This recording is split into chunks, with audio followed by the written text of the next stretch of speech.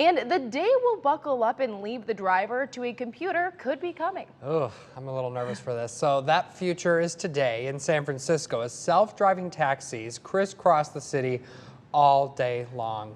ABC's Becky Worley reports. Passengers in the back, nobody in the front. I try Waymo and Cruise, the two newly street-legal robo-taxi services in San Francisco. Waymo is first.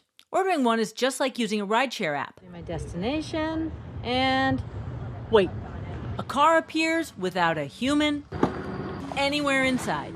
The car navigates the parking lot, a tricky intersection, proceeding on Marina Boulevard. and then that motorcycle just cut right in front of us and handled it pretty well. Our trip is relatively uneventful. Okay. You're here. Now the Cruise app. Request ride. Okay. Things start without incident. Then we come to a busy intersection, and as we turn, a man steps into the street, seemingly without looking. Whoa! It was an abrupt stop and jarring for me as a rider.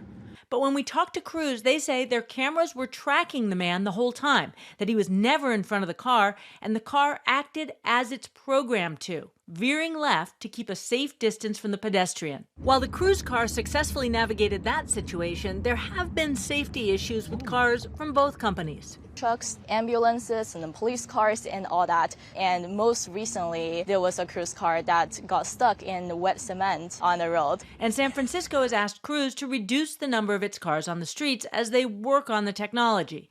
And the rest of my cruise trip is fine. Speed of the car in the neighborhood seems really appropriate. No California stops, a full and complete stop every time. Turn signals, always going on. Almost there. We arrived. I made it!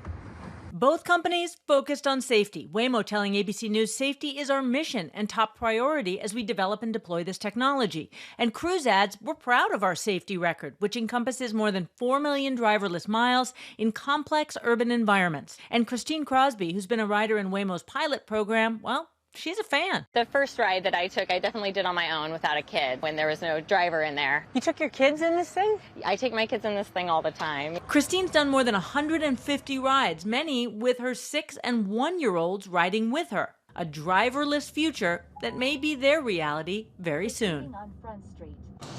I don't know how I feel about that. Well, GM's Cruise and Alphabet's Waymo have plans in place to expand commercial services in cities across the country like Austin, Texas, Los Angeles, Miami, and New York City.